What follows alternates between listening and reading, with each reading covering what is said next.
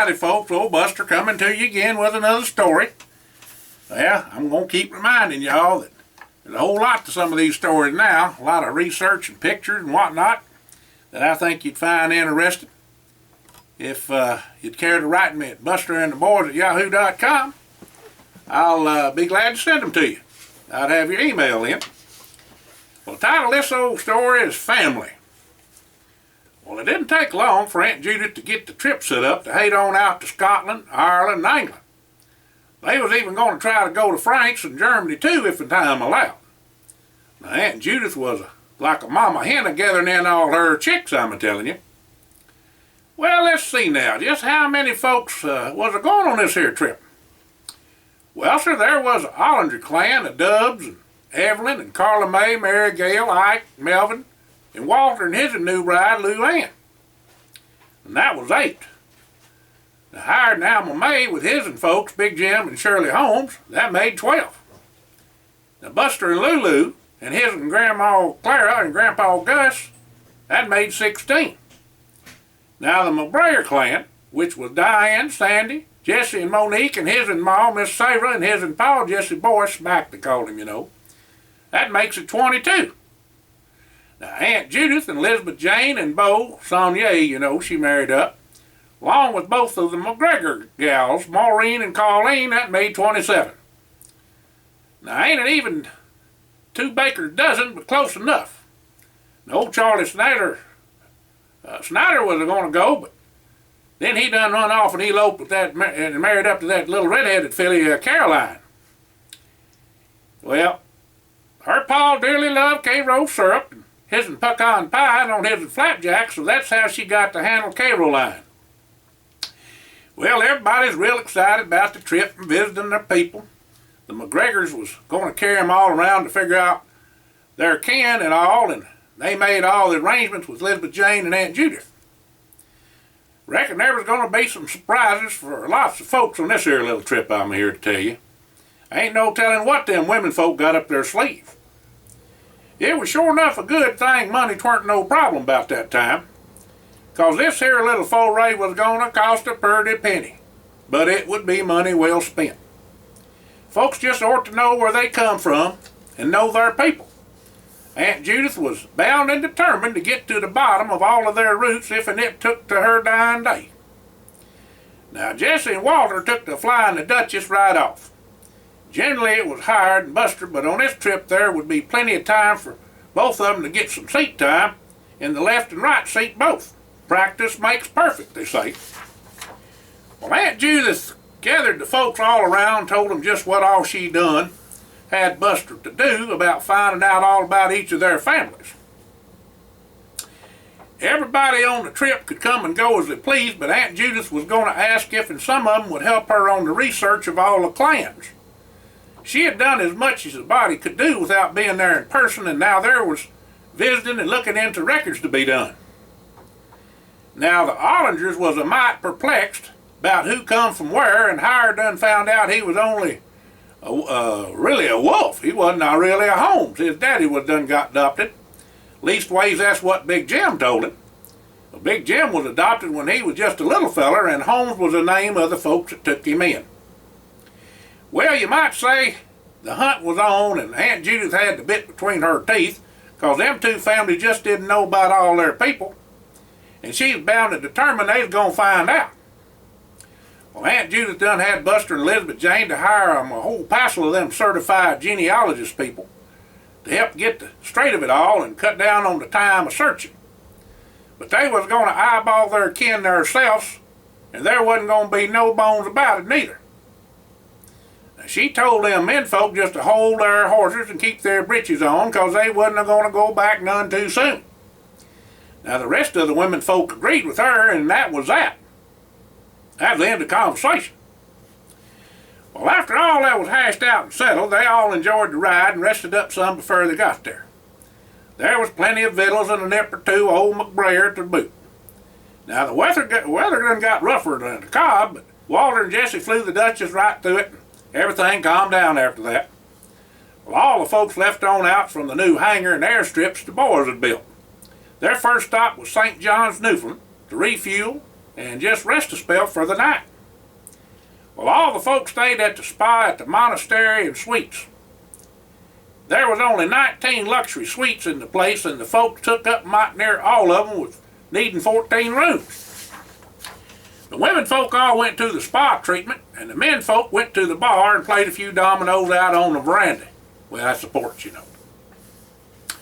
Now, Walter just had to go to the sauna and hot jacuzzi after the cardio room, and then take to the sea mineral warm soaking pool. He done got into that stuff somehow or another. Now, Jesse, Howard, and Buster went with him. Ike and Melvin went aside following and gomming around the place and made sure the Dutchess was took care of right and proper. After everybody was refreshed and all of them went to play and tear out the Quiddy Viddy Battery something provincial historic site. Now, don't get me on all these names, folks. You know I don't know all that. And also visited the rooms and the commissariat house. Well, when all that was done, thank heavens, plus the little guy that toured around the town, they all went to eat at the Keg restaurant down on the waterfront. A little nightcap back at the hotel, and off to bed they all went, looking forward to the next day on their adventure. Well, a lot of these places, the boys and girls, everybody's going, they ain't never been before, and it's kind of a little bit different for them, but kind of a little bit different down south, you know. All of them agreed this trip was right exciting already. Ain't no looking backwards, boys, said Walter, and he hated on up to his room. Now, the next morning, Walter and Jesse swapped places and took off to Dublin, Ireland, just about 1,900 miles away. Walter had the old Dutchess skinned back and was moving on at about 465 knots. That's close to 550 miles an hour at about 35,000 feet. Now, the Dutchess had a good tailwind, and Walter landed her there in Dublin that afternoon. Refueled and went on into Edinburgh, Scotland, and got there in about an hour's time. The McGregor clan met all the folks and got them all rounded up and off for supper. A heck of a soiree at their place they had, too. McGregor's Barn. That's the site of their farm dating back to 1474. Well, after the boys had helped save the place for the McGregors, they turned it into a money-making enterprise. Now, anybody could visit the ancient farm and enjoy the history and weapons of the past. More than anything, the McGregors wanted to share their family and history of the area with the other folks around there, and anybody else that happened to drop in. Plus, they just liked folks visiting with them. They told folks to join them for a historical journey going back to the 1474 AD. McGregor's conduct an animated presentation of the ancient farm buildings which have documented connections with Rob Roy, Clan Gregor, Sir Walter Scott, the Jacobites, and much more. A right smart idea. I tell you, having fun to boot.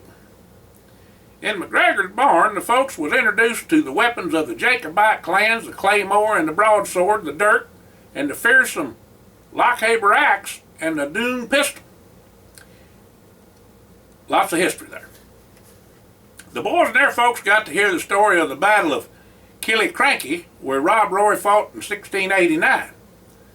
Old Rob Roy, he come of age in that barn in 1689, just 3 months after he'd fought on the Jacobite side at the Battle of Killiecrankie. The weapons and banners of the clans are hanging from them walls of this old barn, too. If only them walls could talk. There was also a Highland dress kilt demonstration put on for the folks, and then they was give a look-see at their 16 working border collie dogs. Now, that was really something to see now. Them smart dogs. A dram of whiskey or liquor, or tea or coffee was offered by Maureen and Colleen during the tour of the working farm for all the folks. Reckon they thought that the folks just might be a bit dry with all that goes on. Well, after all the gammon around, supper was served up for all of them. Now, that barn can seat up to 54 folks at the dinner table, so it weren't no trouble for the boys and their folks plus the McGregor kin to eat at the same time. The barn had a minstrel's gallery, they call it, for the band after supper. And some kind of dancing they ain't never heard of. And the adjoining stables bar was used for visiting after the supper was over. A little hair of the dog. Them McGregors done it up right and done themselves proud of the shindig they put on for all the folks. Now, Aunt Judith and the ladies was in hog heaven, I'm a-telling you, along with Maureen and Colleen. Well, after a wonderful supper and visiting with everybody till the wee hours of the morning, all the folks were showed to their rooms. Tomorrow was to be the beginning of the adventure in finding all the boys' kin and fulfilling Aunt Judith's dream. It all started with Jesse and the McBrayers. Come to find out, the McGregors and the McBrayers was right close friends from way back, but that ain't even the half of it. They knowed Buster's people too, and some of Walter's. Now, won't that just get your head all up in a tizzy? Now, if Hired was really a wolf, they knowed his'n folks from the lore of the McGregor kin. It was about to get right interesting. Now, Buster's people were documented to the 1200s and back even further if you counted what was said to be true to the 500s. Now, Walter's folks just kind of passed on through, as it was in the scheme of things of being German and French and Jewish. But the Wolfs, on the other hand, had a right smart history of their own. Now, Aunt Judith was bound and determined to get to the bottom of all their kinfolk, and danged if she didn't even enlist the help of Mr. Hiram Holmes in getting the information she wanted. She's bound, and that woman was... Let me tell you, when she had her teeth in the bit now, there ain't no two ways about it. Well, Hiram was in for a big surprise for sure. Now, Mr. Holmes done had him to talk to his pal, Big Jim, and Shirley about all this, and they all figured to hash it out when it was time. He didn't want anybody getting all upset about that being adopted and all. Well, Big Jim didn't have no people left from his adopted folks, and Grandma Cox on Shirley's side was all Hired left for grandparents. The decision would be left to Hired if he wanted to change his name or not. Well, first off, a little about Jesse's family. We already know that Aunt Judith, Jesse, and Buster is kin, and Buster done got Jesse's folks traced back 9 generations so far. This here is what all was found out since that time, and how he come to have his family crest. Well, after making many visits and queries about their kin, and a little side trip to the Isle of Mull, all the folks loaded up and lit out for France. Now, what I'm going to tell you about these boys, the company we got, which is for real, Buster made it, is Four Winds Ventures. Four Winds, that's the logo on the planes and everything they got on their shirts and jackets and napkins and forks and everything. The crest of all these families is for real. I told you these things are based on truth.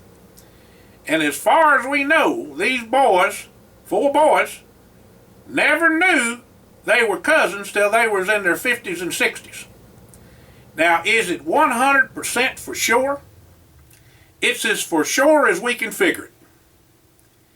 And I just want y'all to know that part of this is true, because these stories are based on truth. So we have all this information that's not being showed to you now about the Tiptons and McBrayer that proves all that stuff. And that's why I asked you to email me at busterandtheboys@yahoo.com, where I could send you where you can see all that. The 2 weeks with the McGregors was well spent, and Mr. Hiram Holmes had a phone conference with Hired and his folks while they was there. He told Hired he knowed they wasn't no kin, but just had to let it all play on out, because Mr. Hired Holmes of the Presidential Corps, last name's Holmes like Hired is. Big Jim, Shirley, and Hired all agreed to change their name to Wolf and let the other young'uns decide if they wanted to do that or not. Well, Big Jim said it about time to make things right, and there wasn't nothing wrong with change. It all come down to what was found out by Mr. Hiram and Aunt Judith about all 4 families. Now, some of the folks come in by way of northern Snowdonia and Caernarfon, Caernarfon, North Wales, some into Scotland and some into England at different times. Well, as it all turned out, the 4 families finally hooked up for the most part in England, before they left on out to North America, the United States. All the 4 families had kin and married up into each other's family every which way, and that made all the boys and their folks related. Heck, fire! The boys was all cousins, like I tell you, excepting Jesse and Buster was closer related than Walter and Hired, but Jesse and Walter had closer ties because of their Jewish relations a time back.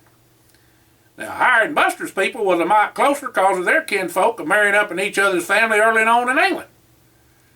Well, at supper that night before they all left, Buster piped up and had Mary Gale and Carla May a blushing as red as a beet when he told them they was a kissing cousins. Well, then Buster jumped up and smacked old Walter right on top of this and hayed, and Walter liked to pass clean out. You know, he wants to get away and scooch away all the time. But Buster had him in a headlock. Well, Jesse and Hired busted out a laughing with all the folks, and Hired said, "I told you so, kissing cousins they was." Well, I reckon, said Mr. McBrayer, and all the folks, especially Aunt Judith, was a beaming. Walter told Bo that before he knowed it, he would be kin too. Well, on the way to Frank's, Monique, Alma Mae, Luann, and Lulu decided they wanted to learn night flying like the boys. Well, Big Jim also know how to fly, and he decided that the gals would get lessons right off from all the boys and Big Jim before they tested out. Well, Buster thought it was a right good idea for the gals to learn it, and even better was an idea for Big Jim to do most of the teaching. Now, them boys had enough sense for that. The boys agreed with that, that's for sure. Big Jim did too. On the way over, Walter said he wanted to find out about his and Grandma Quirk that was brought over by her grandpa to the United States and left at an orphan place there that they had. All Walter's ma, Evelyn Alberta, knowed was that her ma was part Jewish. They never knowed why that happened that way. Jesse said it was right curious, and since they was kin, he wanted to know. It was decided that after all the sightseeing and looking into their relatives in France, they would mosey on over to Luxembourg and look for more of their kin. Well, the Eiffel Tower, the Louvre, the Arc de Triomphe, and just oodles of other sightseeing attractions were toured by all the folks, as well as doing more family research there in France. There was a passel of good eating too for Buster, and he sure enough had his and filled, I'm a-telling you. Of course, he done that everywhere he went, you know.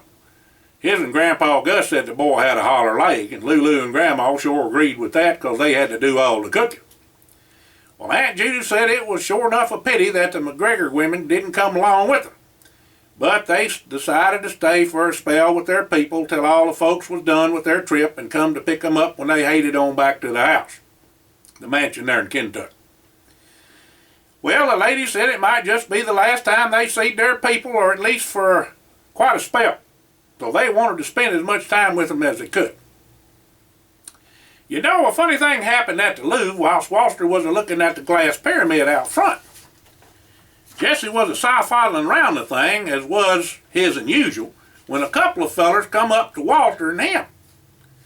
Now, one was a French feller, and the other seemed to be a Scottish feller.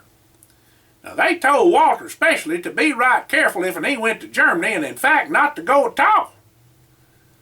Well, Jesse said to the fellers, what was that all supposed to mean?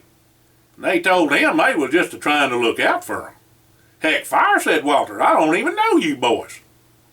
Well, they said they didn't need to know them, but said they knowed what all they had been doing since they hit Scotland. And before them two fellers left on out, they showed Walter and Jesse a medallion that each one of them was a-wearing round their necks. The littlest of the two fellers, the Frenchies, said that if anybody showed them a medallion like the ones they was a-wearing, that they was friends. Then them two just up and hightailed it out of there. Walter told Jesse, well, don't that beat all. Of course, them boys are studying on it because they had enough adventures to know all kind of things happen. Well, Jesse said there just might be a lot to all what them boys had to say, and told Walter they should all be a mite careful for sure, I guess. Well, Buster and Hired come on up about then, said the plane was ready and everybody's ready and waiting to leave on out of there. Walter told Buster and Hired what all happened, and Buster said not to take it lightly. They had seen enough in their time not to take some heed to what them fellers said. Well, Hired said to just be on the lookout and wait and see what all was going on over in Germany if they got there. Now, them boys knew about them medallions, if you remember. Remember that, where them rattlesnakes was denned up outside Hired's house? Guess what was in there with them, if y'all remember.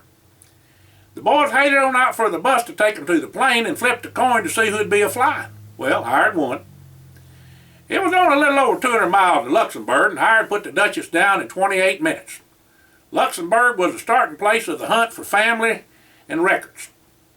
Now, whilst Buster had a bit of time in France, he called a certified genealogist feller that was going to be in Germany and asked if he could help whilst they was there. Well, Buster talked to the feller a while back and made some if and they do and if and they don't arrangement for him to do some work for the folks. That is, if and they go to Germany or if and they don't. Ain't that boy something?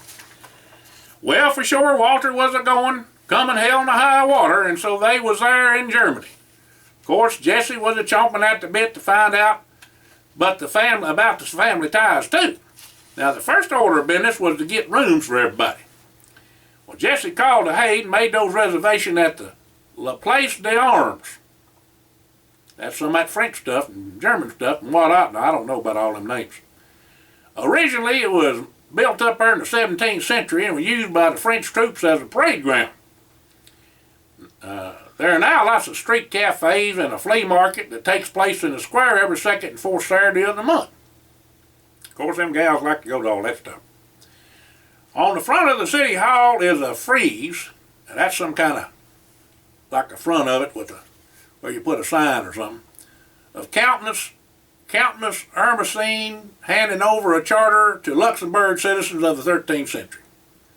Me and all this history never got along in schoolhouse nohow. The folks made it their home base for a spell at the hotel till they got all the information they could get on the families. Of course, they had sightseeing to do too. Them gals was going to make sure there. And points of interest and attractions that the folks toured sure was a slew of them. They had all kinds of things to look at. And we got a list of them too, and where you can read about it. That's part of some of this research I'm telling you, if you write me at busterandtheboys@yahoo.com. Now, Buster had that genealogist feller meet up with them at the hotel and help them with getting information on the kin of the families. William Eichler was the feller's name, and he sure knowed his business, I tell you. Before you knowed it, the feller had a room full of papers for all of the folks to see. Meeting these here folks sure got to be a hoot, I tell you. Right nice people and downright hospitable, too. They sure enough had a passel of good eating, too, and old Buster was like a pig in slop. The boys and menfolk even helped some of the folks they visited with their chores. Well, all in all, everybody was having a real good time with lots of fun and building memories. All four families was just plumb hornswoggled about finding out about their kin, and Aunt Judith said it was the best thing that could have happened to all of them. And Mr. Eichler had a meeting set up with a priest at a little Catholic church to give Walter and his folks some information to help them know a little more about his and Grandma Quirk. He set up the meeting for the next morning at 10 a.m. It had been said she was Irish, but Walter's ma, Evelyn Alberta, knowed her ma had been left at the orphanage in New York by her grandpa from Germany in 1910 when she was 6 months old. There was an old graveyard and some records that was supposed to be there that Mr. Eichler said they helped, as well as this old priest knowed some history about the family. Walter and his ma was on pins and needles waiting to talk to that priest, I'm telling you, because they was a Catholic, you know. The next morning at 10 a.m., right on the dot, Walter and his ma and Pa, along with Aunt Judith, Jesse, Buster, and Hired, met up with Father Jonathan.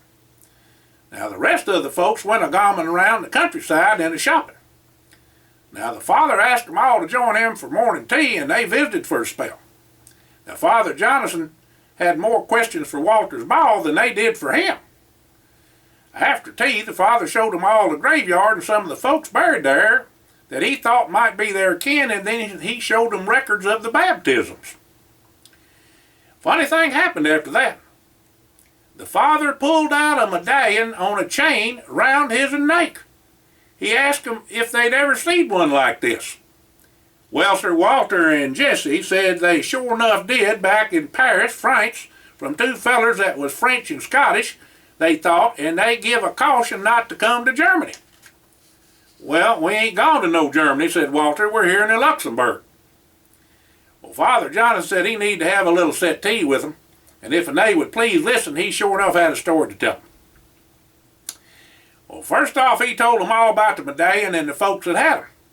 The men and women that wore the medallions was from a secret organization that spun off from the Catholic Jesuits and Knights of Malta.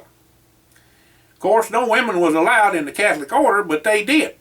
They called themselves the Order of Truth. Well, then Father Jonathan give them all a rundown, the history of all that stuff. Well, after he done that, he said, well, there you have it, said Father Jonathan. Maybe not quite in a nutshell, but what it is and all about what we have found in the many years of dealing with these forces, the Order of Truth has to remain underground or we'd be eliminated, killed. Well, we know of your Mr. Hiram Holmes, and he has been contacted about this here meeting. He asked me to tell y'all a couple of fellas was on their way and to sit tight. Now, for what y'all coming for, I know y'all want to know more about your ma, Mrs. Ollinger, and your grandma, Walter. Here's what we've been able to verify. Your daddy was a Meyer. He was a direct descendant of Count Michael Meyer. The Illuminati tried to get their hands on your grandpa after they killed your pa, Mrs. Ollinger, but missed him. He took off to America with your ma that was just a babe to save her life and put her in an orphanage so they couldn't find her. He then went on back to do what he could to right the evils they was a besetting on folks back in the homeland. You see, your granddaddy and great-granddaddy didn't hold with what all was going on with the powers that be and stood up to their kin and their high-powered friends. They finally got your granddaddy too, and both of them are buried right out there in the graveyard under the name of Von Ritter, meaning a knight of nobility. They was both that for sure, a-fighting for what was right. One other thing, your grandpa that brung your ma over to America was on your grandma's side. She was a second cousin of the Rothschilds, Miss Ollinger. Mayor Amschel Bayer changed his name to Rothschild, that means Red Shield, sometime after 1743. It was at this point that the house of Rothschild come into being. It was from his son Nathan's line that she come from. The timing had to be just right for your grandpa to spirit your ma to America, Miss Ollinger.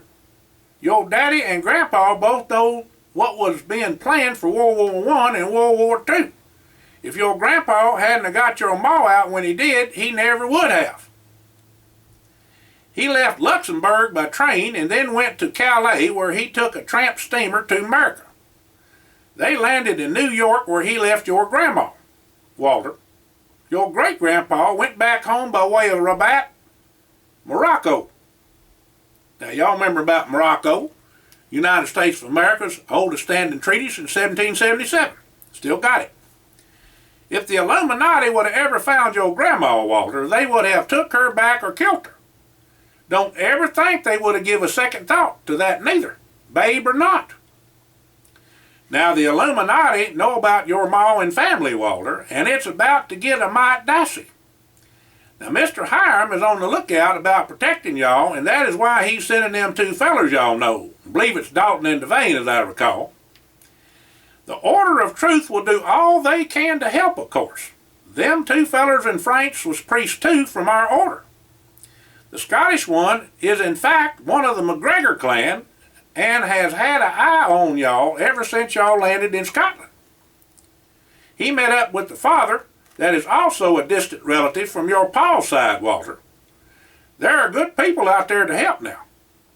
The medallion has been copied to try to connive folks, but the way to tell if and it is real is by a raised little bump on the lower right corner on the back. If and you can feel that, it's real and genuine. Y'all have a lot to cipher on, and needless to say, we never had this conversation. You said you wanted to know? Now you do. I hope this information has filled in the gaps for all of y'all. Good luck and be right careful. Father Jonathan blessed them all and said, go with God. Well, now, everybody had their tongues hung out to dry, I tell you. They was all plumb flabbergasted, disconfobulated, and frizzolated. The folks all agreed the trip was about done for and decided to leave on out after Dalton Devane got there. They was going to hash this all out when they got back to the hotel and discussed all this with the rest of the folks. Well, supper was a right grand affair. Lulu and Monique had the hotel set out a spread to die for. They almost did. Dalton and Devane had come in and just happened to be at the hotel when caterers come in with some Belgium chocolates. Whilst it was being set out, a mouse run up and grabbed a piece that was dropped on the floor. Devane seed the mouse a scurrying back to his and hidey hole when he killed older Dater than the mackerel. The chocolates was purty pizen. The investigating was a dayed in. No trace of the buzzards that brung them. The Illuminati was on to them, that's for sure. The food was checked out and everybody's rooms were searched too for any booby traps and the like. Now all the folks agreed to leave as soon as possible for home and arrangements began to be made. Now, everybody was ready to go the next morning, but Dalton asked all the folks to sit a spell and have a little settee with him. Well, all the families went to a private room where they had breakfast before their discussion. Dalton started off the meeting by saying that Mr. Holmes was on a secure line and wanted to talk to all the families. Mr. Holmes said he knowed that they had all been through a lot in the past, but he needed their help. At the farm in Kentucky, a lot of people lost their lives to terrorists, really evil men. Now, Mr. Holmes said a lot more people was going to die if something wasn't done than now. And they had a chance to put, hopefully, the final nail in the coffin of the Illuminati. Aunt Judy said, Hiram, just how dangerous is this mission? Well, Mr. Holmes said to Aunt Judy that it was more dangerous than even he could imagine. All the members of the families were looking at each other when Mr. Holmes told Ms. Ollinger that her and all her children had to be put in protective custody. Mr. Ollinger was not a problem unless he was used for bartering purposes. Since she and the youngins was in direct bloodline for the most powerful family in the Illuminati and the plans for the New World Order, they'd be assimilated or killed. Either way, it was bad, real bad. Of course, like I say, Mr. Ollinger wouldn't be nothing but a chess piece in there. They just use him, to try to get what they want. They'd killed him anyway. Dalton and Devane volunteered with their lives to protect and be with the families and wasn't going to leave till there was some type of closure. Well, Grandpa Gus spoke up after getting a nod from the menfolk and told Mr. Holmes they was in for whatever he reckoned best for the families, America and the world. They done been through too much with him, and they trusted him wholeheartedly. Well, Mr. Holmes said he knowed this was hard on all of them, but if they did do something, it really wasn't going to be going back to life as it was back home. Mr. Holmes said he was going to talk with Dalton and Devane for a spell, and then they would direct them in what all they needed to do. He did say a word of extreme caution to the youngins not to go off and figure they could do whatever they wanted with the boyfriends, girlfriends, or just sci-filing and gumming. Now, all the gals said they had seen enough and not to deviate from any orders they was given, he could count on them. Now, Mr. Holmes said them two moon-eyed boys back there at the house, Barry Brown and Gary Ashland, was plumb lovesick and ain't no telling what they might do. They're going to have to keep them in check. The gal said they'd handle them if they had to, and Mr. Holmes thanked the group and said he would be in touch personally. Well, after talking to Mr. Holmes, Dalton told him they was diverting to Morocco. Well, Hired was going to pick up Star and Rebat and be a special agent assigned to the U.S. Air Force. Well, Hired hollered, whoopee, boy, there's going to be some fireworks a-coming. Looks like payback, said Walter. Fat's in the fire, piped up Buster. Appears it's going to be right interesting, said Jesse.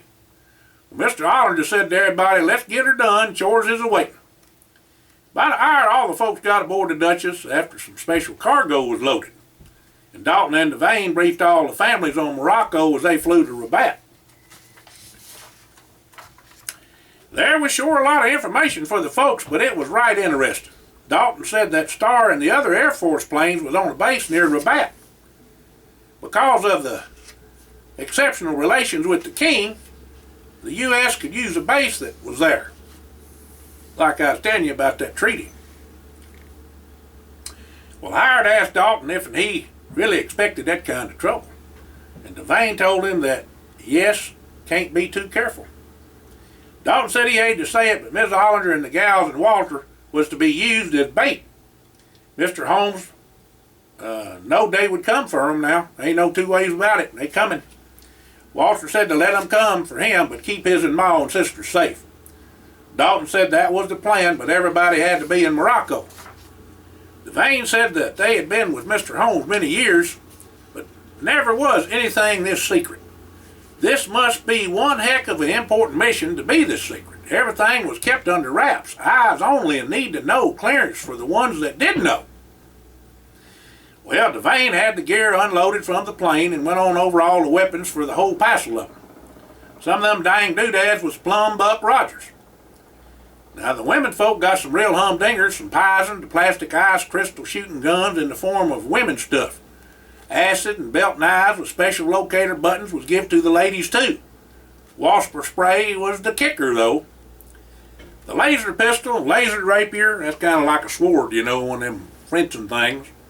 Electromagnetic pulse rifle, and dragonflies, belt knife, and high-tech improved pistols and rifles was there too.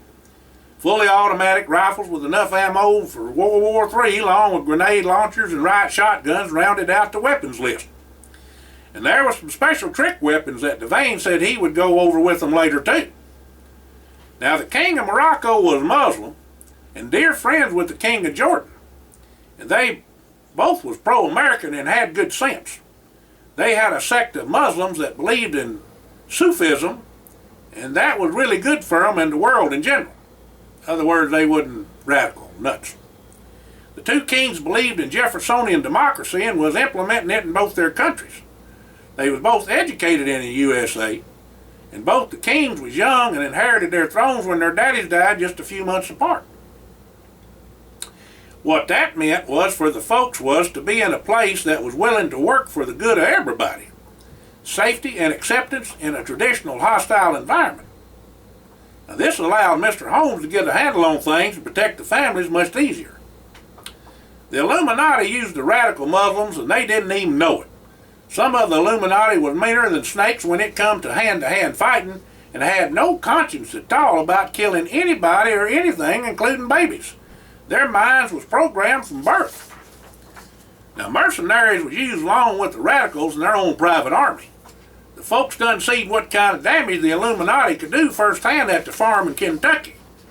Now the families all figured to take the bull by the horns along with Mr. Holmes and try to put this mess to bed short of shooting, or they would never get any peace. The dangest thing was that some of the families had folks that come to Morocco while escaping persecution in their homeland. Fact is, Walter's great-grandpa come through there and made friends on his way back home. The man died with his secret of where your ma was, Miss Ollinger, said Dalton. After getting settled in, the folks had a short visit with the representative of the king. The place they was staying was a compound that was ultra safe for the king and his family. Security was airtight. But there was an even better place to set up a trap for the Illuminati then, where they was at. It was called Ten Mile. That was I think a mosque up there in the high Atlas Mountains. And after a 2-day rest and getting prepared, the folks left on out to the jumping off point at Marrakesh, about 205 miles Rabat Beirut. However, the folks was going by helicopter, except that the boys were going to stay behind for a spell to go over details and equipment with the security forces.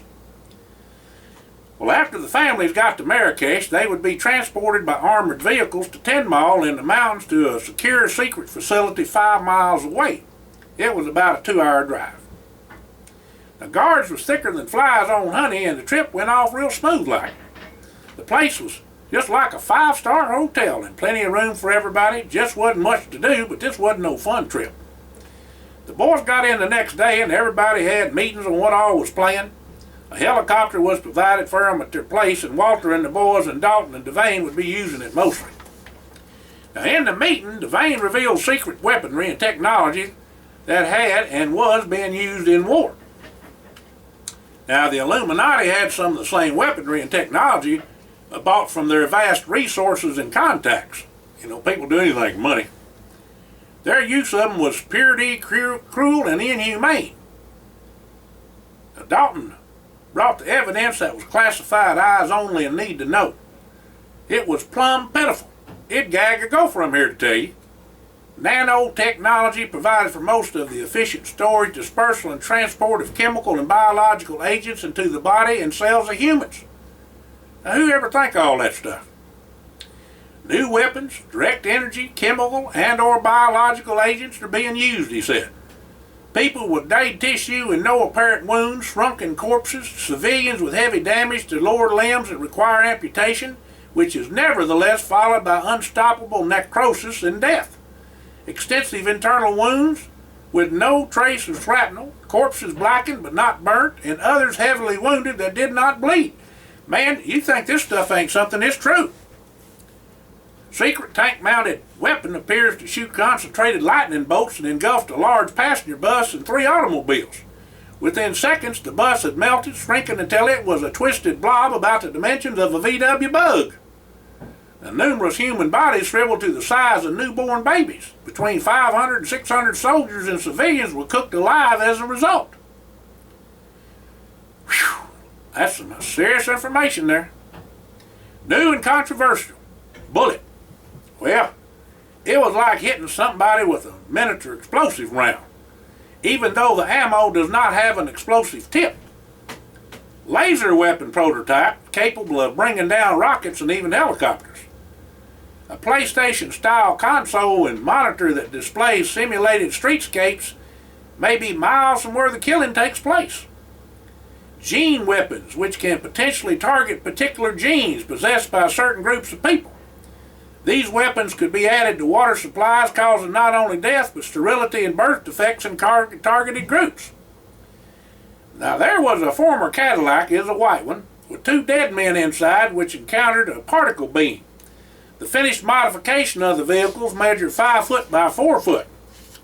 Well, the boys and the men had their minds completely blown by this evidence at this picture that he showed them, and it took the cake.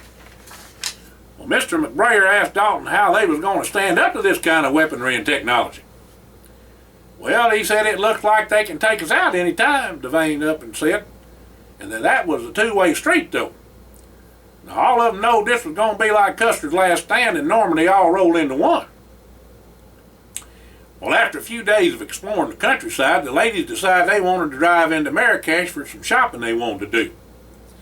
The menfolk and boys was learning how to operate and shoot the new weapons and protocols for different situations that could arise. In a 3 armored car caravan, all the women headed on out to Marrakesh with armed guards and armored personnel carriers in the front and rear.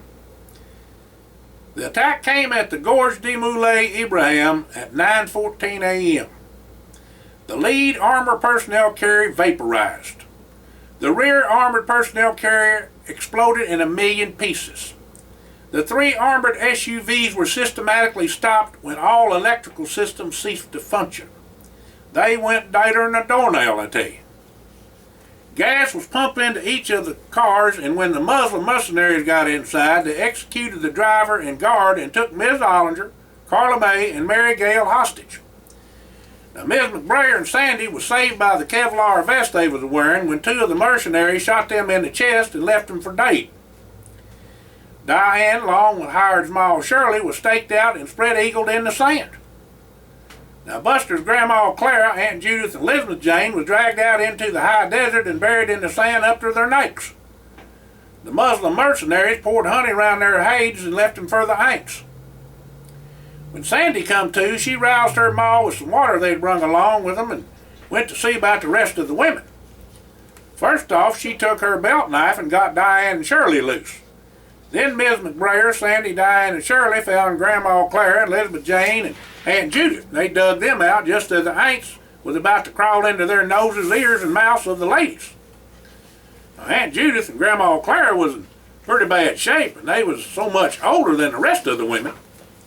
Now, Elizabeth Jane fared the right smart better, but was right shook up after that kind of experience, and the sand and the raw wounds along with the sweat was doing a number on her. Now, the women got Aunt Judith and Grandma Clara in one of the SUVs and laid them down and began to tending to them. They had water and first aid kits, so Sandy and Ms. McBrayer began to dressing their wound.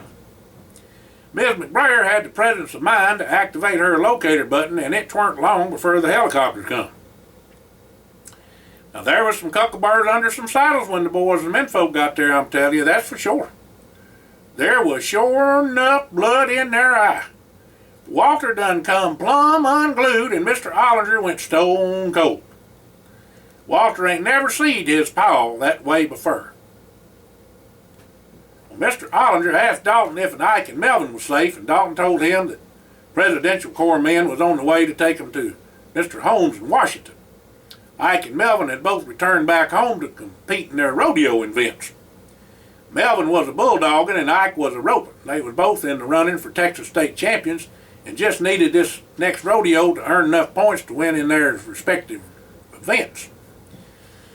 Well, Mr. Ollinger asked if he could call up Mr. Holmes on their secure line Dalton had.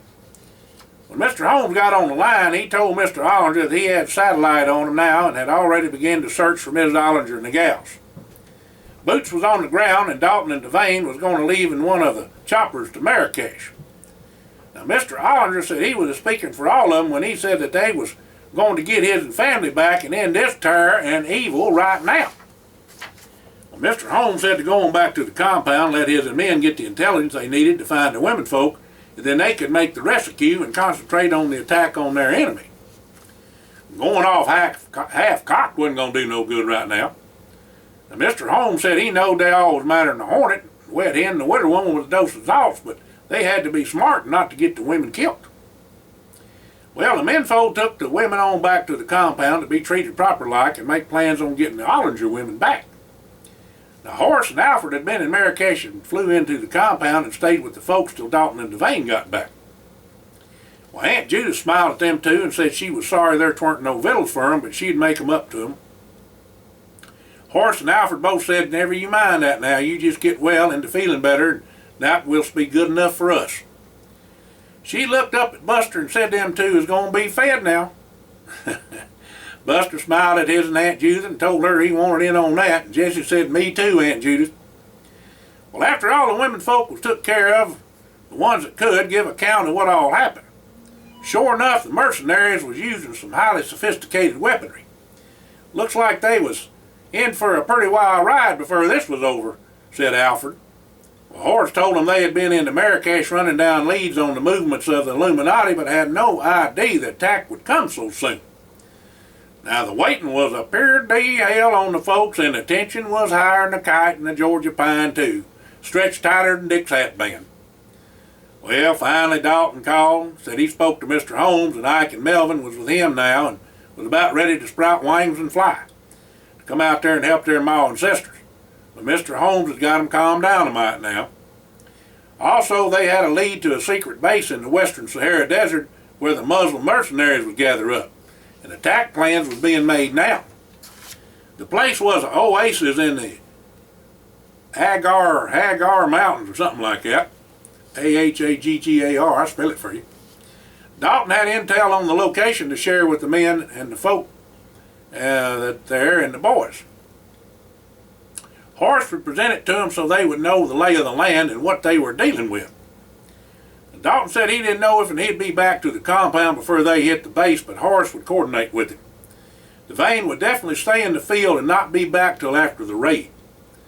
Now, the info gathered was shown to them on a screen, and it told them about the place. It was a little over 1,700 miles from where they was now. Batteries for anti-aircraft weapons, both conventional and non-conventional, was placed 12, 3, 6, and 9 o'clock. Now, this wasn't going to be a cakewalk, that's for sure. Dalton asked Howard to fly Star and take out as many of the defense positions as possible. Now, Star had been provided with some gadgets the other Air Force planes didn't have. It would take some really good trick flying to do it, but Howard said he was all for it and looked fun to him, but he'd sure get it done. Well, Howard refueled in the air and began his run at 3:17 a.m.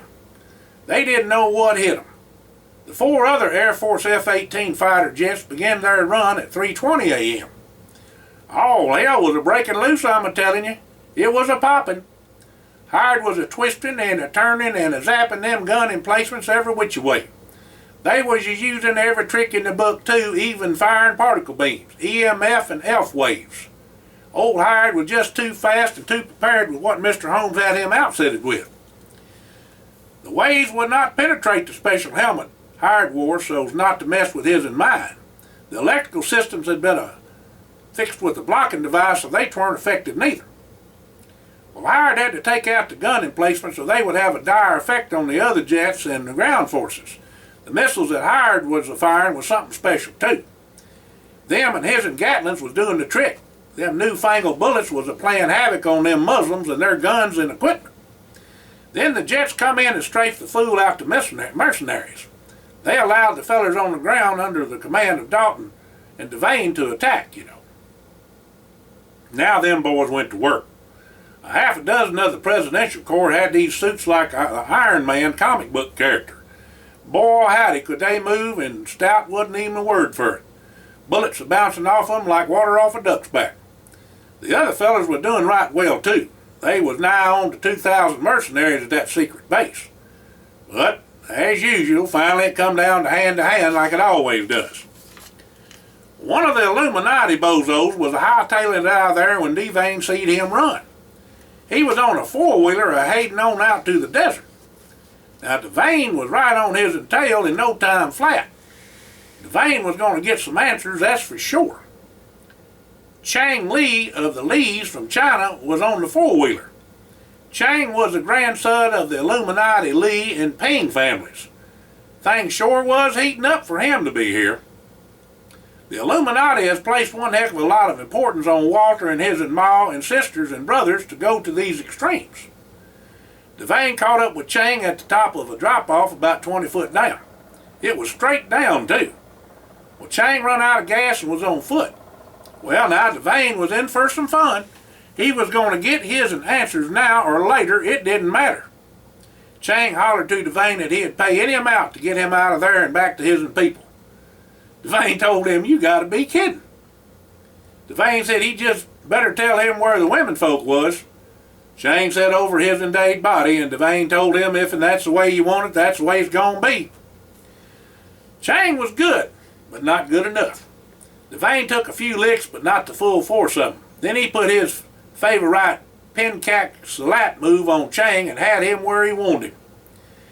It did take Chang a bit before he began to sing like a bird, but he told Devane where the Ollinger women was held, and that was enough for Devane. The end was going to be sweet for that little scumbag on what he'd done to the folks.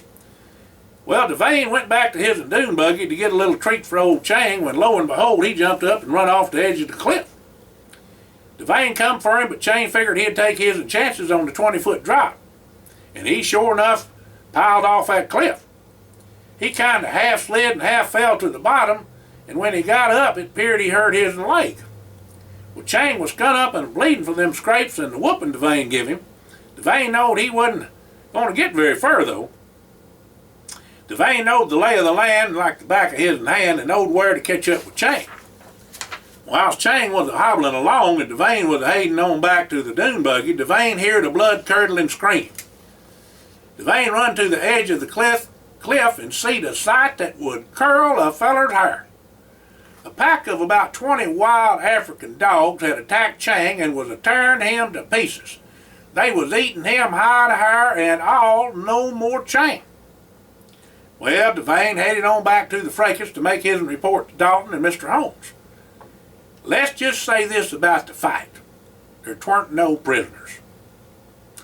Dalton said the whole area would be dozed and not a sign of the secret base would be left, never to be seen again. Devane gave his report to Dalton and Mr. Holmes at the same time, and then everybody headed on back to their assigned post into the compound. Now, all the menfolk and the boys was in on the ruckus, but they didn't know there was special orders to cover each of the boys and menfolk if they couldn't hold their own with the mercenary.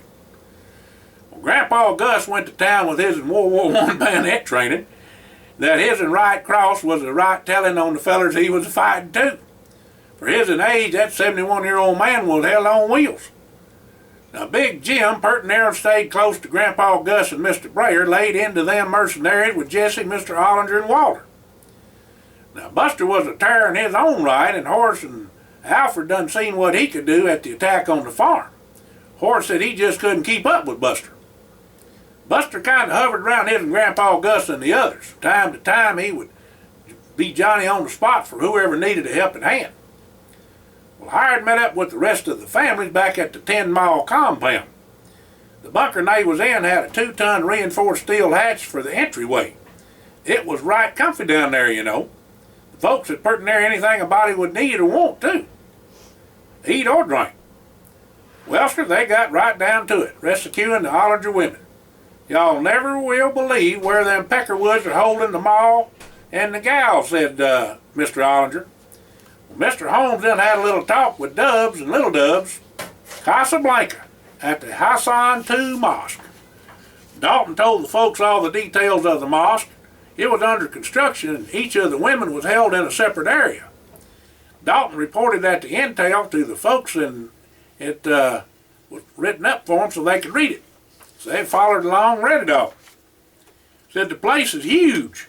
It'll hold a capacity of 25,000 worshipers. Now this is all true stuff, folks.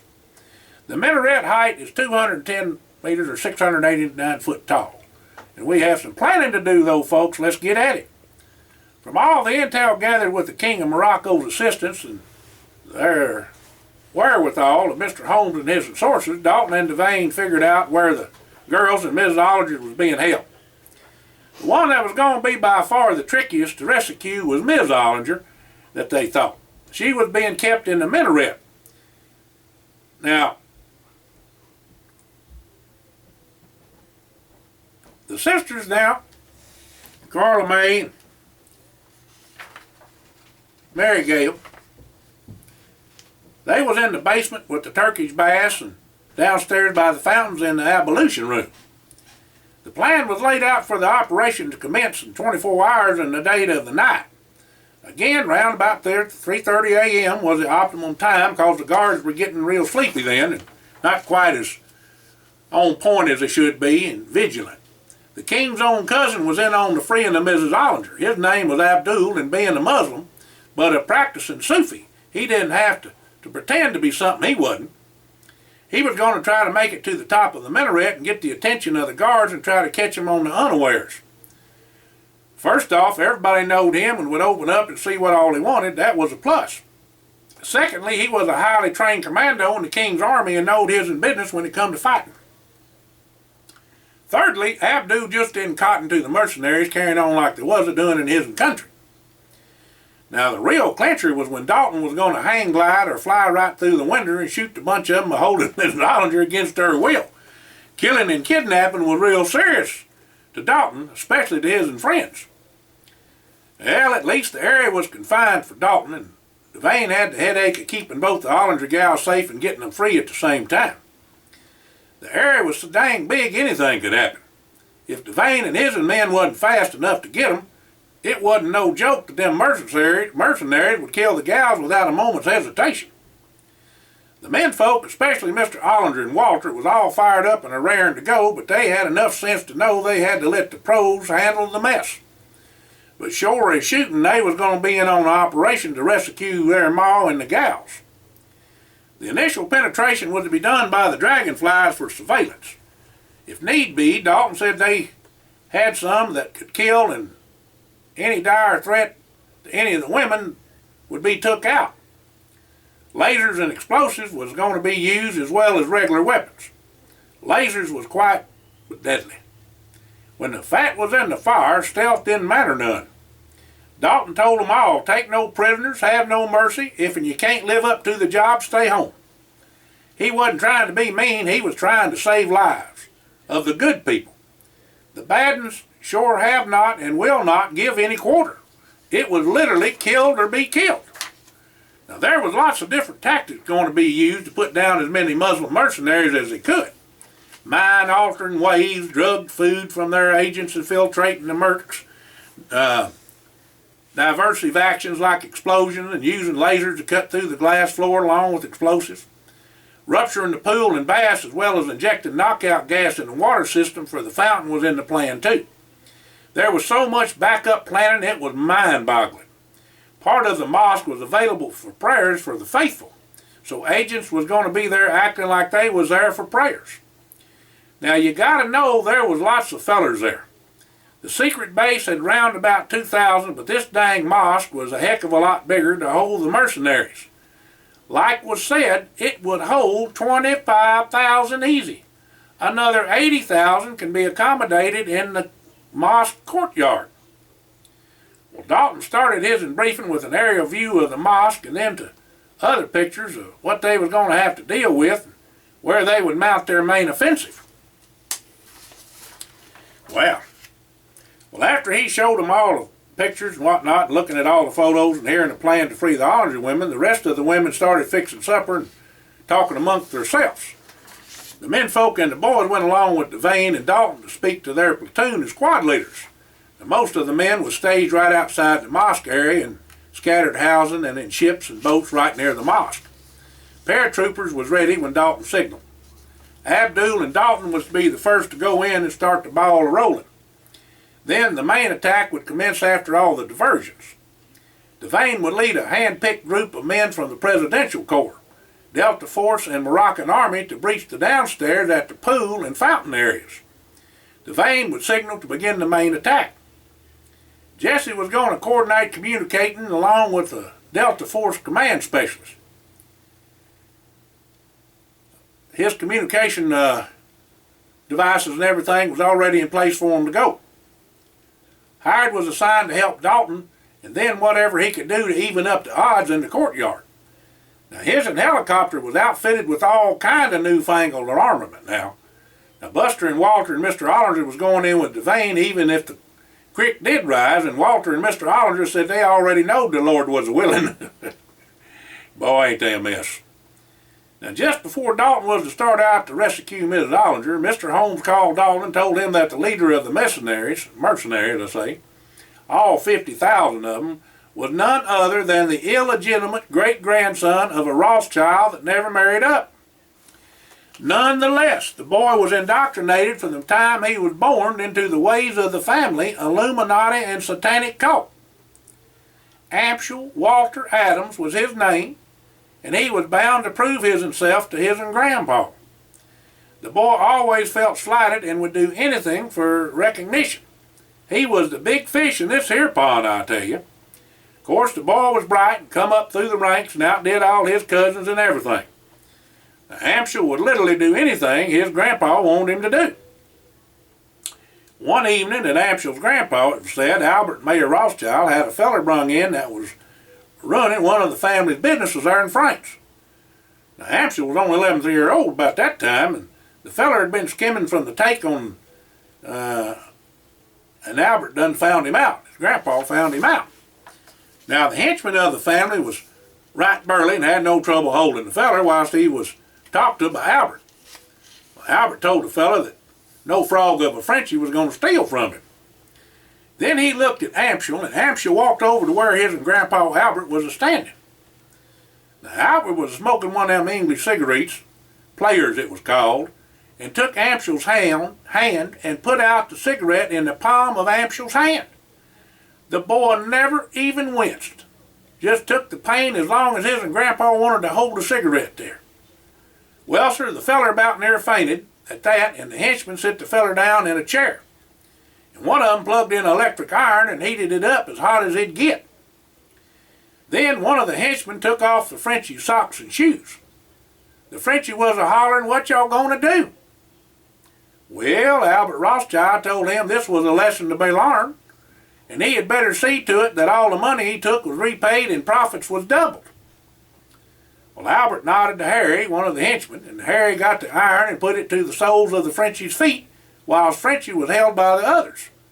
Old Frenchie bellered and bawled like a fresh-cut and branded calf. Well, Albert told him he wasn't even the man that his 11-year-old grandson was, and to never let him catch him stealing again. One heck of a feller that Albert Mayer Rothschild was. Dalton knowed this one was going to be his'n to take the task. Easy or hard didn't make no never mind to Dalton, but Amschel Walter Adams wasn't going to walk away from this here fight. Now, Dalton took off from Howard's chopper about 3:26 a.m. Abdul had already walked up the remaining 2 floors from where the man lift let him off and went to a knocking on the door of the room where Miss Ollinger was being held. Now, one of the Muslim mercenaries asked who it was and what Abdul was doing there. Well, Abdul said he had a message from the king to let him in. Well, Rahim opened the door and told Abdul that they had to either kill the woman or get the woman to Adams. It was in jihad for them to obey the orders. Well, Abdul was explaining to the 6 Muslim mercenaries why he was there when Dalton come through the window with guns a-blazing. Abdul run over to Miss Ollinger and pushed her down to the floor and covered her with his body, all the while he was firing off his Uzi. Now the 6 mercenaries went down like wheat before a scythe. Not a scratch on Miss Ollinger or Abdul or Dalton neither. The surprise entry from the flying man scared him as much as anything else. Well, Abdul said he ain't never even heard of anything like that. Well, Hired hovered over the minaret and picked up Miss Ollinger and took her off to safety where Jesse was communicating to the men. Now, as soon as Devane got word from Jesse that Miss Ollinger was rescued, he attacked. Dalton immediately radioed Jesse when he knowed Miss Ollinger was safe right before Hired picked her up and Jesse relayed the message. Now, Dalton and Abdul lit out for the downstairs to help Devane. Of course, Abdul had to take the stairs and then the man left, but Dalton flew down in his flying suit. Well, Dalton told Abdul to make sure the glass floor was blowed. There was one heck of a battle going on in the courtyard. Dead and wounded men everywhere, and not on just one side. There was a right smart more of the mercenaries dead and wounded than the special forces of Mr. Holmes, but it still was an unholy sight. Now, all the diversions went off as planned, and some of them a little too good. The debris made for an insurmountable obstacle to escape. To get it loose, Devane had figured the lasers and C4 was the ticket out of the place. Towards the sea, that was the escape route, and he radioed Jesse to tell him to get some Delta guys with boats and firepower ready to move when he blowed the walls. Most likely counting around about 45,000 mercenaries of every which kind in the courtyard and 5,000 inside. Whew, what a bunch of fellers. Devane and his men come into the mosque, rebreathing scuba gear, through the huge 52-inch pipes that fed the seawater to the baths, pools, and fountains. Now, access points and utility rooms throughout the downstairs let the commandos get in place before they began to take out the mercs. Devane would get the lay of the land before he started popping caps. Ultra-quiet contact with his men let Devane know everybody was in place and was time to go. Devane told some of his sharpshooters to cover Walter, Buster, and Mr. Ollinger whilst they went on to get Carlame. Now, Devane told Mr. Ollinger to get Carlame out of there and assigned 2 of his Delta Force commandos to go with him and cover him. They'd be met outside by more of the Delta men. Now, this exit point was closed after they left due to what Devane had to do with so many mercenaries to fight. Blowing up that area of the bathhouse was the way to go. The commandos did a number on the mercenaries with all manner of firepower and explosives. They just didn't know what hit them. For the most part, this part of the rescue was short and sweet.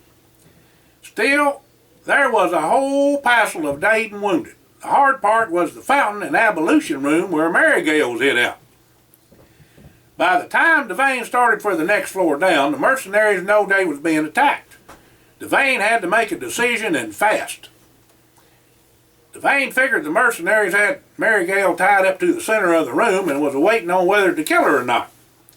Devane set charges to blow out one end of the floor and then gas everybody. It wasn't going to kill them, just put them down for a spell. Well, they done just that, all the while taking fire from below. Now, some of the mercenaries had gas masks and was steady pumping lead at them. Well, about that time, 2 of the Iron Man suits come in. There was 2 specially trained Presidential Corps men that was extremely skilled in their use of the suits and showed their stuff. Both of them jumped to the floor of the ablution room and headed on over to Marygale. Devane and Walter and Buster was right behind them with the commandos right on their heels. Now, one of the Iron men went down but not hurt. He was just knocked for a loop with some kind of round that carried the wallop, that's for sure. He jumped up and got to Marygale just as his partner got melted by a particle beam. Well, Devane took out the muzzle with one of them new bullets, ripped him apart. The Iron Man got Marygale loose and give her oxygen to revive her and went to a fight and a bunch of the mercenaries that come from nobody knowed where. Well, one of them dang Muslims come at Marygale with one of them curved swords. Now, Walter didn't take kindly to that, I tell you. Walter near about cut the man in half with a laser pistol and a shotgun. Now, Buster had his hands full with some huge buzzard trying to stick Walter's gizzards. Now, them Muslims sure like their swords, must have growed up with them. Well, anyhow, Buster had him a mite of a tussle, but that feller wasn't no match for Buster's strength. It was the worst thing he could have done to let Buster get a hold of him. When Buster turned the muzzle loose, he fell to the ground. The Delta Force soldier shot the feller too. Buster told the soldier there wasn't no need of it because he was dating the doorknob. The soldier said he just wanted to make sure and laugh. Now the Iron Man caught up back up to Marygale and Walter and went to protect him. Buster and Devane come up about that time too, and Devane said he was going to blow the wall and to stand clear. Now whilst they was getting ready to make their escape, a mercenary raised up after playing dead and tried to kill Marygale. She up and put one of them ice crystals right in his and Goozle. She had it hid in her waistband in her shorts and it only took one shot. Of course, that was all she had, but it was enough and served the purpose. Now, Marygale kicked the feller for good measure. Walter asked her why she done that, and she said he had give her and Carla May a hard time and payback was able. Oh, put your earplugs in, she's gonna blow. And boy, she did. There was a hole big enough to drive a hay wagon through. There had to be 500 of the mercenaries in on that fight in the abolition room alone. Like was said, the place was huge. The Iron Man covered the escape of Walter, Buster, and Marygale. Now Dalton was with them. The rest of the commandos was steady mopping up. There was some serious firepower being used on both sides, but Mr. Holmes had a little more grease than these fellers. The equipment and weapons was just better and more of them. Now, after the particle beam gun was knocked out, it wasn't long till the tide turned for shore. The Delta boys was waiting for Marygale, and the boys got them out under there real fast and back to Miss Ollinger. Now, Mr. Ollinger and Carla May got there about the same time, and Mr. Ollinger run up to Miss Ollinger and said, "Evelyn Alberta, are you all right now?" "I'm just fine, W.H.," she said, and kissed him right then and there. That old man just turned every shade of red there was. Just wasn't none of that excepting in private, and Walter and the gals just howled. That sure broke the tension. Now that Hired knowed that the Ollinger women was free, he went to work. Him and his new toy had 'em a heyday in that courtyard. Well, Hired had Jesse to have the men retreat as he went to work. Of the 45,000 men in that courtyard, there wasn't but a few hundred wounded, and the rest was dead. Them new weapons Mr. Holmes had put in the chopper, Hired was a-flying, did the trick. Hired used the electronics in the chopper to open the sliding roof in the mosque where the majority of the mercenaries was at. And Hired descended into the cavernous main hall and opened up all his gatlings. It was hailing bullets, pure carnage. The mercenaries never figured on a helicopter coming in through the roof. They plumb forgot about the roof opening up. Well, Hired also finished off taking out the glass floor with a couple of missiles that took several of the mercenaries with the floor into the sea. There just wasn't no hiding from Hired with all his gadgets and gizmos. Them heads-up displays and thinking commands was a thing of beauty when it come to a fighting.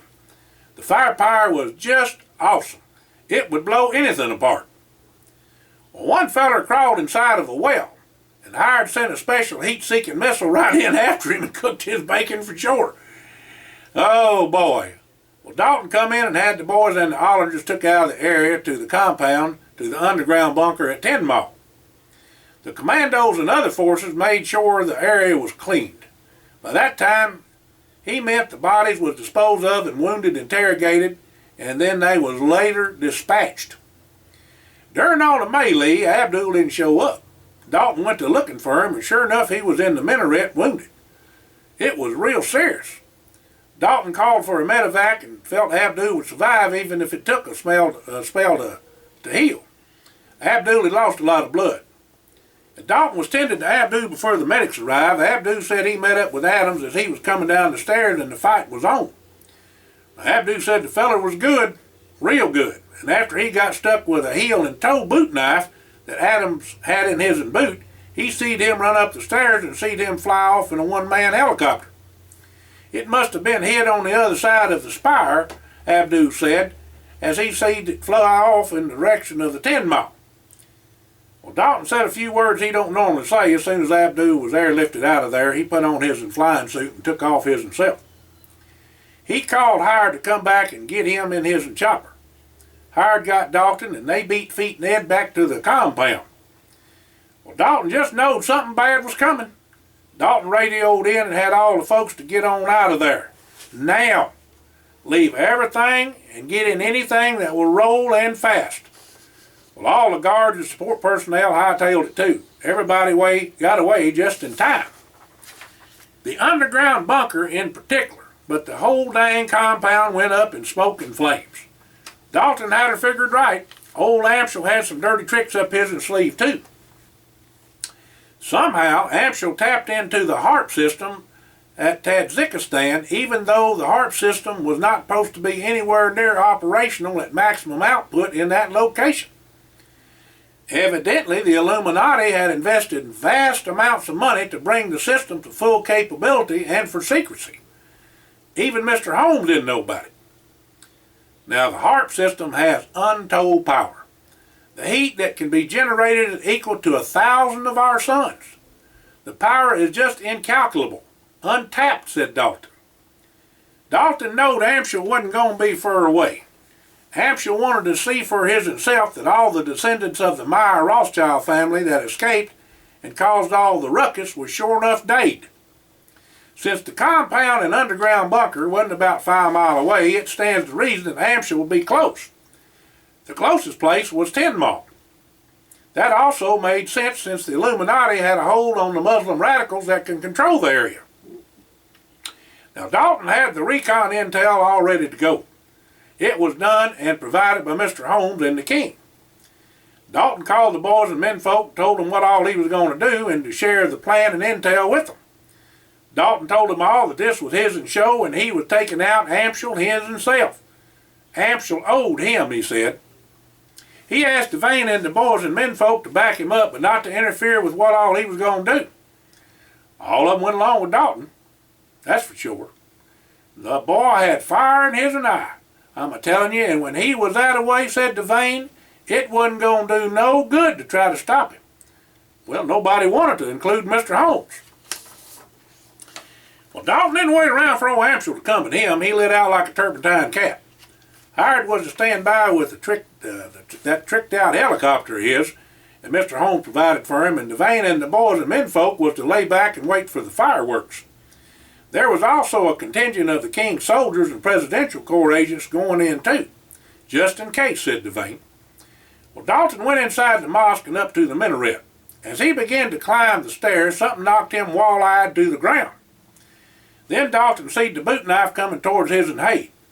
Dalton told the boys and Devane later that he should have known how Amschel operated the way Abdul was done then. But the best laid plans don't always work. Well, Dalton rolled in the boot knife in the toe, and heel blades missed him by only a fraction of an inch. But in this game, an inch was good as a mile. Well, Dalton's improved body armor stopped the 6 bullets, 2 3-round bursts, and he knowed he would sure enough be sore later on for 3 or 4 weeks, but that didn't matter now. The adrenaline was a-pumping and the fight was on. Amschel was good, but the Avenger was on a mission and not to be denied. Dalton broke the foot with the heel and toe knife, and Amschel let out a gasp when Dalton slammed his and pistol butt into it. That didn't put Amschel out of commission by a long shot, but he was hampered by the broke foot of mine. Well, both fellers was right skilled in different forms of martial arts, and it was textbook fighting. Both Amschel and Dalton was beat up pretty good, but when Dalton put one of the Devane's kill strikes of Penchak Salat on Amschel, that done him in. Amschel wasn't rightly prepared to defend himself for that. Well, Amschel did ward off the blow enough to keep from being killed on the spot, but Dalton had him laid out and took the opportunity to hogtie old Amschel. Well, Amschel Walter Adams, you have but one choice, to let me take you back to Mr. Holmes or die where you stand. Well, Amschel pressed a button on his belt, and he was listening to Dalton. The Chinese elite group of ninjas come up out of nowhere and rushed the mosque. Devane seen what all was a-happening and intercepted the mercenaries, and it was a heck of a fight. Walter wasn't going to fool with them murderers. He had one of them laser rifles that was held on wheels. He just pulled the trigger and hosed the whole darn bunch. He didn't get them all, but enough of them that the fight was over in less than 3 minutes. Well, one bodyguard jumped old Dalton and diverted his attention from Amschel. Well, Amschel leaned down and cut his plastic handcuffs loose with his toe knife and lit out for the roof. Well, Dalton killed the ninja bodyguard with gung fu, and the Ninja ain't ever even heard of it, let alone fought against it. Well, after killing the ninja, Dalton went after Amschel. But as Dalton got to the roof, Amschel took off with a jetpack and headed for the mountaintop behind the mosque. And there was a Harrier waiting for him. That's a jet, one of them that comes up like a helicopter and flies like an airplane. Well, Dalton radioed Howard and told him to stop the Harrier. Well, Howard blew it to smithereens before Amschel got there, and the fuel supply for the jetpack wasn't going to last but a few minutes. Dalton had Howard to pick him up and follow Amschel. Well, Amschel landed on the other side of the mountain and was ditching the jetpack when Dalton jumped on him. Now, whilst they was a-tussling, Dalton asked Amschel if he wanted to reconsider and go see Mr. Holmes. Last chance, Dalton told Amschel. No deal, said Amschel. I'd rather die first. Dalton said, your wish is my command, and killed him with gung fu and took his and Haid to boot. He took his and Haid. Well, Albert Mayer Rothschild was holed up in the mansion with the security as tight as Dick's hat band. The package was delivered after it passed all the scans, security checks, and explosive sniffing dogs. The only thing that wasn't done was open the package. The package was sent specifically to Albert for Mr. Holmes for the Ollingers and delivered by Dalton and Devane.